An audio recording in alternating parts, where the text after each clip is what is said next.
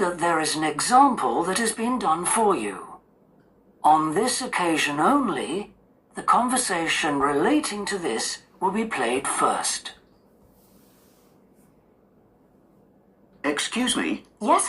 I wonder if you could spare a few minutes to do a survey on transport. It won't take long. No, that's fine. Oh, lovely.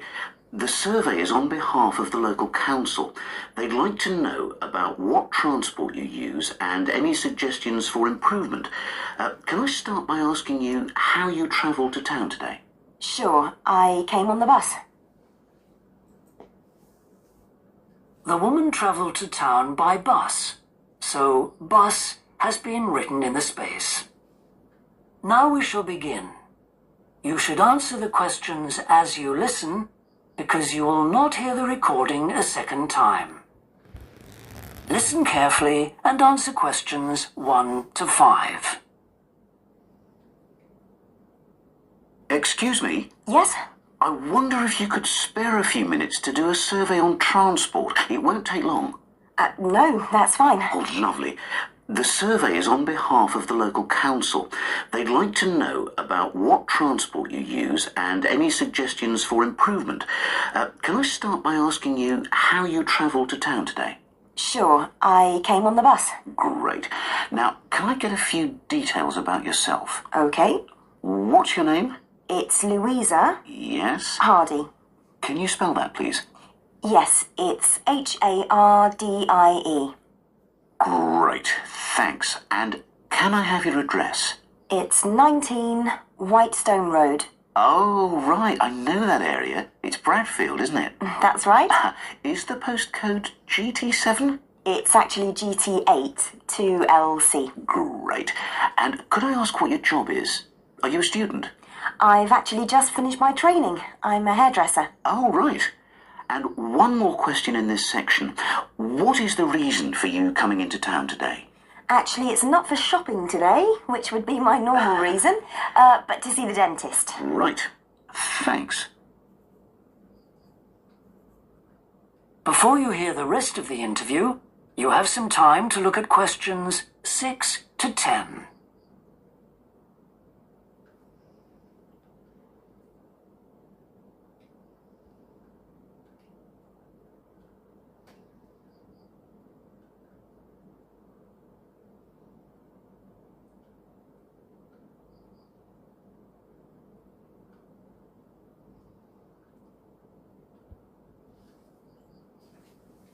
Now listen and answer questions 6 to 10.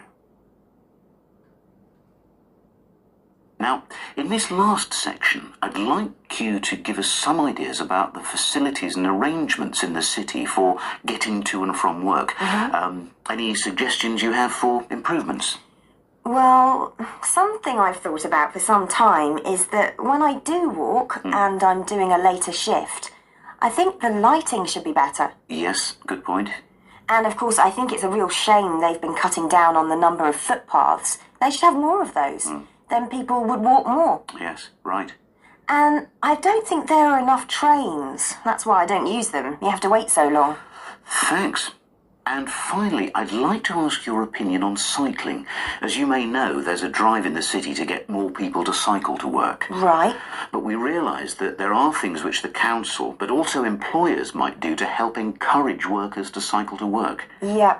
Well, I have thought about it. And where I work, there are no safe places to leave your bikes. Okay.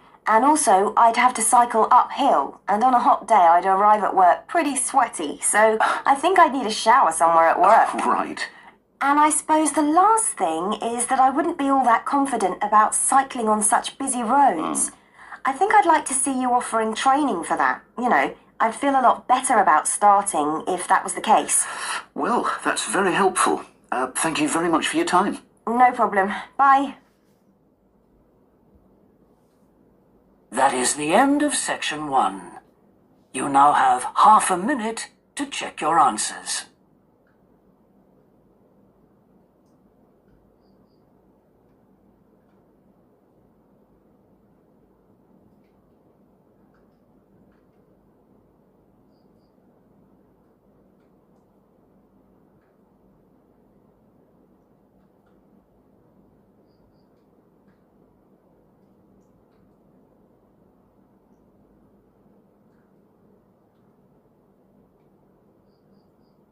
Now turn to Section 2.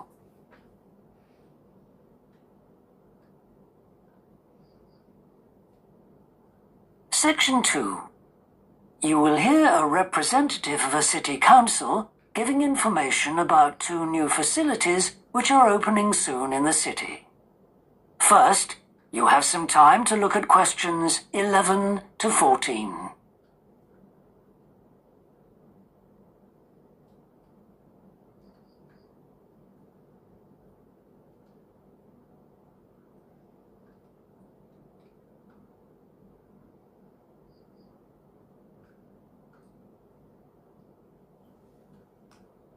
Now listen carefully and answer questions 11 to 14. Good morning. I'm very pleased to have this opportunity to say a little about 2 exciting new developments in the city: the Brackenside open-air swimming pool and the Children's Adventure Playground in Central Park.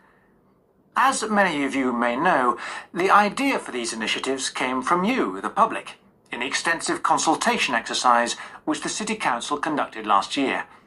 And they have been realised using money from the SWRDC, the South West Regional Development Commission. First of all, Brackenside Pool.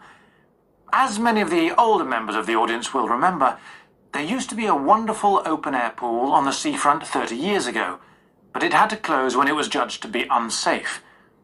For the design of this new heated pool, we were very happy to secure the talents of internationally renowned architect Ellen Wendon, who has managed to combine a charming 1930s design, which fits in so well with many of the other buildings in the area, with up-to-the-minute features such as a recycling system, the only one of its kind in the world, which enables seawater to be used in the pool. Now, there's been quite a bit of discussion in the local press about whether there would be enough room for the number of visitors we're hoping to attract, but the design is deceptive, and there have been rigorous checks about capacity. Also, just in case you were wondering, we're on schedule for a June the 15th opening date, and well within budget. A testimony to the excellent work of local contractors, Hickman's. We hope that as many people as possible will be there on June the 15th. We have engaged award-winning actress Coral White to declare the pool open, and there'll be drinks and snacks available at the poolside. There'll also be a competition for the public to decide on the sculpture we plan to have at the entrance. You will decide which famous historical figure from the city we should have. Before you hear the rest of the talk, you have some time to look at questions 15 to 20.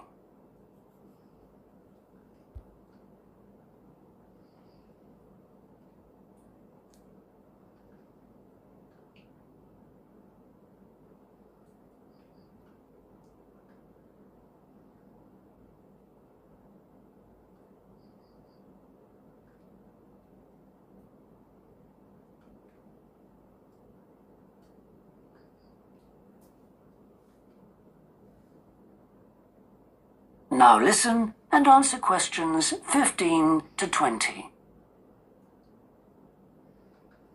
And now, moving on to the Central Park Playground, which we're pleased to announce has just won the Douglas Award for Safety. The news came through only last week.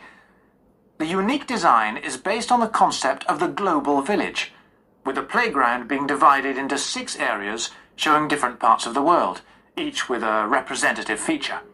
For example, there is a section on Asia, and this is represented by rides and equipment in the shape of snakes, orangutans, tigers and so on, fauna native to the forests of the region.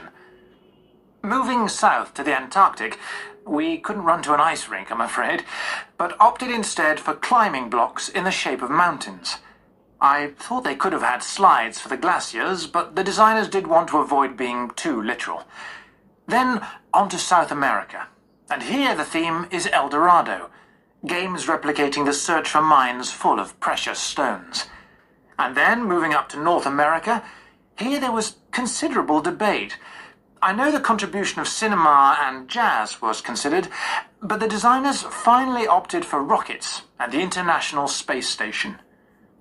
Eastwards to Europe then, and perhaps the most traditional choice of all the areas, medieval castles and other fortifications. Then last but not least, moving south to Africa, and a whole set of wonderful mosaics and trails to represent the great rivers of this fascinating and varied continent. Now, the opening date for our global playground is the 10th of July. And again, we'd love to see you there. So, make a date and come and see this magnificent, original new amenity right in the heart of the city. That is the end of section 2. You now have half a minute to check your answers.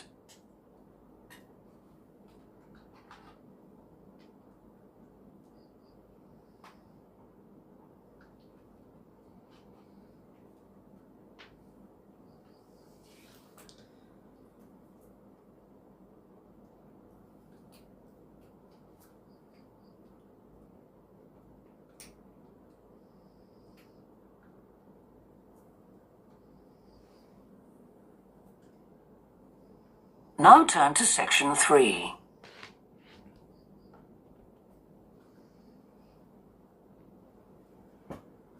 Section 3.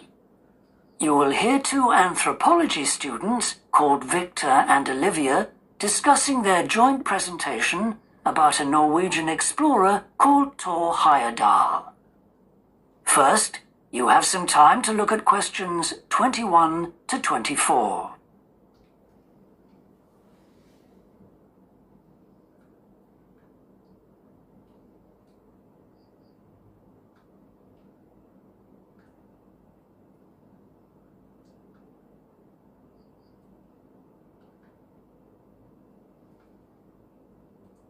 Now listen carefully and answer questions 21 to 24. Right, well, for our presentation, shall I start with the early life of Thor Heyerdahl? Sure. Why don't you begin with describing the type of boy he was, especially his passion for collecting things? That's right. He had his own little museum. And I think it's unusual for children to develop their own values and not join in their parents' hobbies. I'm thinking of how Heyerdahl wouldn't go hunting with his dad, for example. Yeah, he preferred to learn about nature by listening to his mother read to him. And quite early on, he knew he wanted to become an explorer when he grew up. That came from his camping trips he went on in Norway, I think. No, it was climbing that he spent his time on as a young man. Oh, right. After university, he married a classmate, and together they decided to experience living on a small island to find out how harsh weather conditions shaped people's lifestyles. As part of their preparation, before they left home, they learnt basic survival skills, like building a shelter. I guess they needed that knowledge in order to live wild in a remote location with few inhabitants, cut off by the sea, which is what they were aiming to do. An important part of your talk should be the radical theory Heyerdahl formed from examining mysterious ancient carvings that he happened to find on the island. I think you should finish with that. Okay. Before you hear the rest of the discussion, you have some time to look at questions 25 to 30.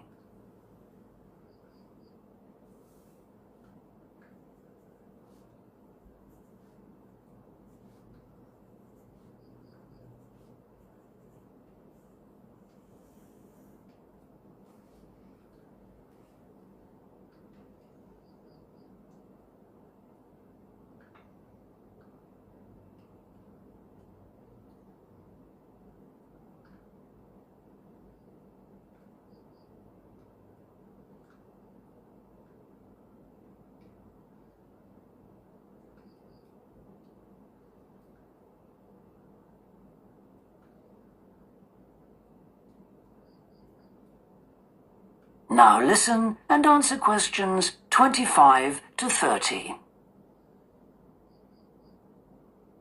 All right, Victor, so after your part, I'll talk about Thor Heyerdahl's adult life, continuing from the theory he had about Polynesian migration. Up until that time, of course, academics had believed that humans first migrated to the islands in Polynesia from Asia in the west. Yes, they thought that travel from the east was impossible, because of the huge empty stretch of ocean that lies between the islands and the nearest inhabited land.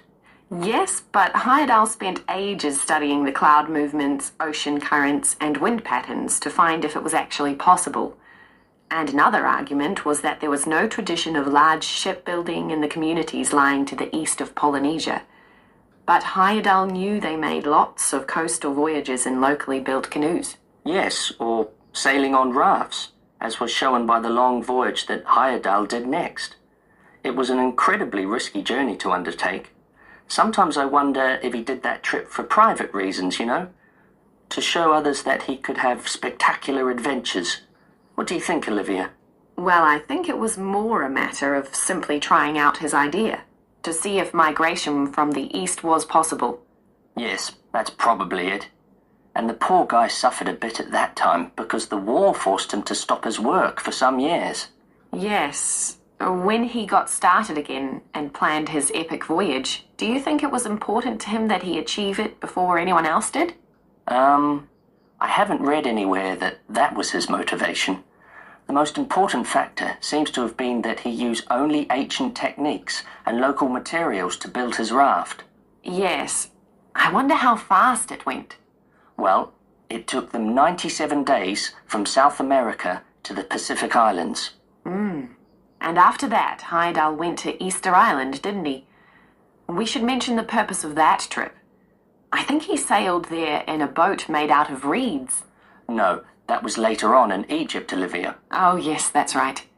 But what he wanted to do was talk to the local people about their old stone carvings and then make one himself to learn more about the process. I see. Well, what a great life. Even though many of his theories have been disproven, he certainly left a lasting impression on many disciplines, didn't he?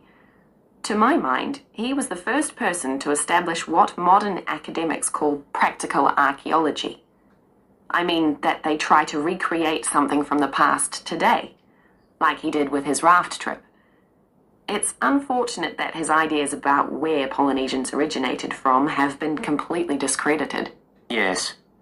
Right, well, I'll prepare a PowerPoint slide at the end that acknowledges our sources.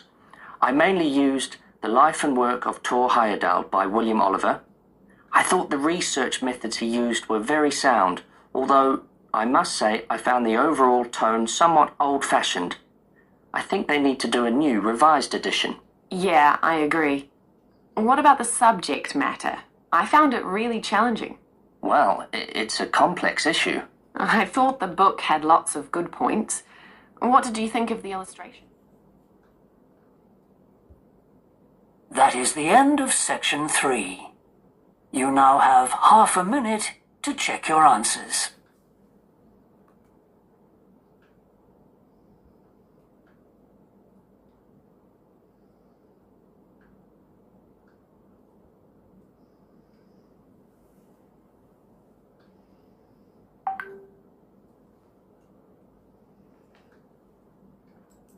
Now turn to section 4.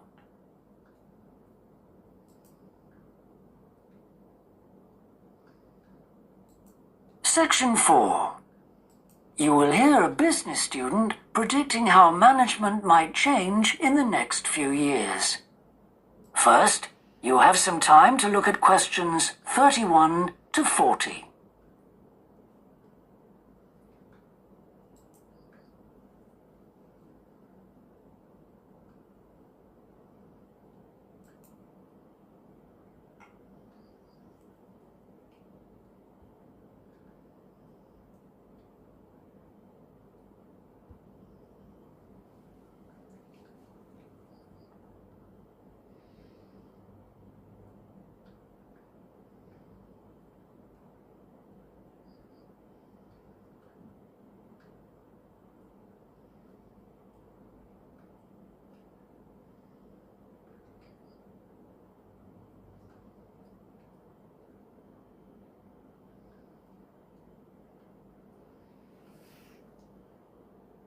Now listen carefully and answer questions 31 to 40.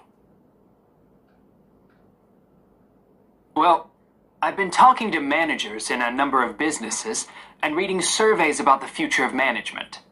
And what I'm going to present in this seminar is a few ideas about how the activity is likely to change in the next 10 years.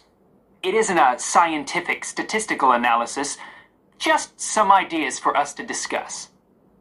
One area I want to mention is business markets, and I'm sure a really significant development will be a major increase in competition, with companies from all around the world trying to sell similar products.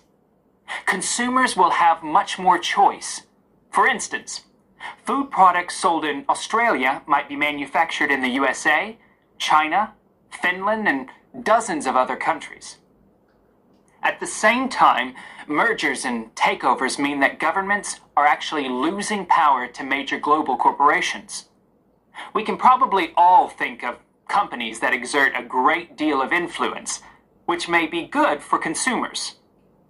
A third point I want to make about markets is that in the rapidly expanding economies, such as India, China, Brazil, and Russia, demand is growing very fast. This is putting pressure on resources all over the world. I think businesses are becoming more open to external influences. In particular, companies are consulting customers more and more before making their business decisions. Companies are finding out what they want and providing it, instead of making products and then trying to sell them, which is the model of years ago.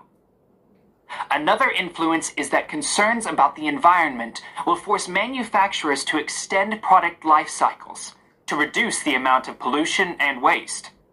And, in some cases, regulation will need to be strengthened. Many societies are much more fluid and democratic, and the structure of companies is changing to reflect that. I think we're going to see a greater emphasis within companies on teams created with a specific project in mind. And when they're completed, the teams will be disbanded and new ones formed. More and more people see work as simply one part of their lifestyle, and not the most important one. And as the workforce is shrinking in some countries, businesses are having to compete for staff instead of being able to choose among a lot of applicants. Typical examples that will attract and retain staff are traditional ones like flexible hours and, something that has been made possible by advances in technology, remote working, with people based at their home, abroad, or almost anywhere they choose.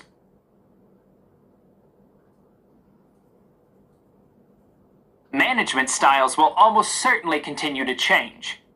Senior managers will require a lot more than the efficiency that they've always needed. Above all, they'll need great skills in leadership so that their organization can initiate and respond to change in a fast-moving world where they face lots of competing requirements and potential conflicts. In most of the world, the senior managers of large businesses are mainly men in their 50s and 60s. The predominant style of management will almost certainly become more consultative and collaborative, caused, above all, by more women moving into senior management positions. Many of the changes are influenced by developments in the wider economy. The traditional emphasis of business was manufacturing, and of course the service sector is very important. But we shouldn't overlook the growing financial contribution of IP, that is, intellectual property. Some books and films generate enormous sums from the sale of related DVDs, music, games, clothes, and so on. Another point I'd like to make is that although I've been talking about companies, one trend that they have to face is the move away from people working for the same employer for years. Instead, more and more people are becoming self-employed to gain the freedom and control over their lives that they're unlikely to get from being employed. Okay, well, that's all I want to say, so let's open it up for discussion. That is the end of section 4. You now have half a minute to check your answers.